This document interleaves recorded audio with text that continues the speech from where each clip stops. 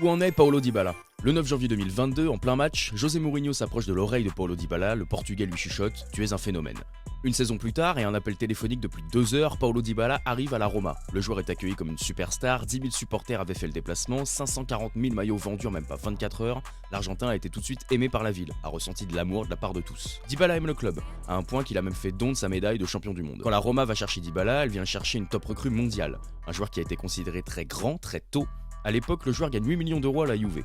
La Roma vient le sauver d'une situation compliquée où il avait raté les négociations de sa prolongation. La Roma arrive avec une proposition de 3 millions d'euros par an, le clan Dybala arrive à négocier une augmentation à plus ou moins 4 millions d'euros par an. L'Argentin accepte de réduire son salaire de moitié pour Rome, pour Mourinho, pour un entraîneur qu'il voulait à tout prix. Quelques jours après la signature, on apprend l'existence de 2 clauses dans le contrat de Dybala. La première est une à 20 millions d'euros au cas où un club italien ferait sauter la clause. La Roma pourrait annuler le deal et le joueur recevrait automatiquement une augmentation de salaire, donc il passerait de plus ou moins 4 millions d'euros à 6 millions d'euros par an. L'autre clause, c'est celle dont tout le monde parle, c'est celle de 12 millions d'euros pour les clubs étrangers. Dans ce cas-là, c'est Dybala qui a le dernier mot. Mon avis sur tout ça, c'est que Dybala et le club ont négocié ces clauses à la signature au cas où ça se serait mal passé à Rome. Au cas où Mourinho, qui peut être légèrement instable, aurait changé d'avis, aurait vrillé. Comme le joueur est sujet à des blessures régulières, le club se laisse une porte de sortie pour une indemnité de transfert basse et de pas emmagasiner un gros salaire. Je pense que Dybala va rester à la Roma, on sait que l'Inter était à fond sur lui l'été dernier, mais eux ont plus besoin. Ils ont Thuram et Alexis Sanchez. Paulo va rester avec une revalorisation salariale en fin de saison ou alors directement pendant ce mercato d'hiver.